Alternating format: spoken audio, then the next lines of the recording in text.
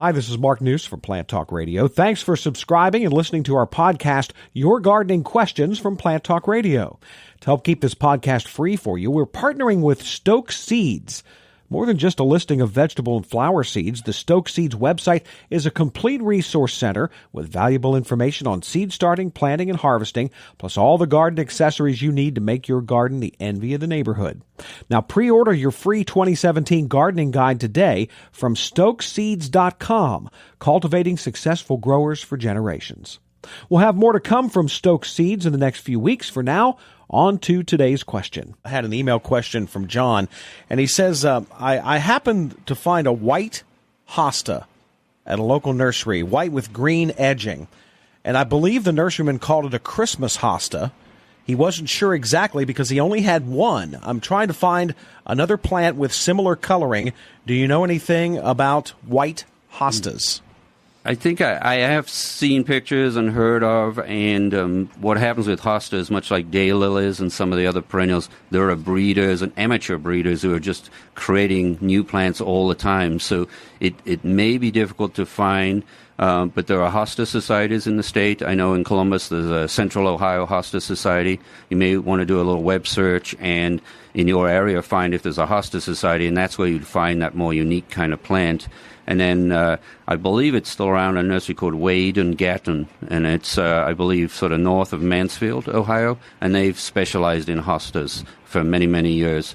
But it will take a little bit of research, and maybe in the spring at the plant sales the botanical gardens have, and some of those more unusual kind of plant sales is where you could find something like that. But I have started to see in the past some hostas with a lot of white on the leaves. I'm not sure that specific name. Mm-hmm. It may be even seeing it sort of forced in a way because of the white, and people think it would then sell around the holiday time. It may be people are starting to grow them in a greenhouse and kind of push them for that color at this time of year. That's a wonderful plant. I can't even kill it. Yes, absolutely. And if you get a unique one like that, then give it a little more protection, close to the home where you can keep an eye on it rather than in the back of the garden. And, maybe even while it's very young and small, even a little bit of netting or, a protection cage around the plant. The deer love the hosta is the one thing. That's the only downside of the hosta is the deer. Well, maybe if they're white. Yes. They'll probably draw in more deer, actually. Mm-hmm. But Fred told me that the time to divide my hostas was in the fall. I didn't get that done. Can I do that in the spring? Yeah, you can, and it's typical of a lot of things. There's always a ideal time to do some things in the garden, and then there's practical time to do it sometimes. And hostas are so tough that you can do them either time. You may delay the blooming a little bit, but they're grown, obviously, for the foliage a lot. So in spring, and they're very easy, you can dig up clumps, and you can literally use a shovel to divide them, mm-hmm. or a machete even, and if you have large clumps. And you'll have more hostas than you know what to do with. They're very easy, very tough, and any time in the spring would be fine. Yeah, I love the hostas.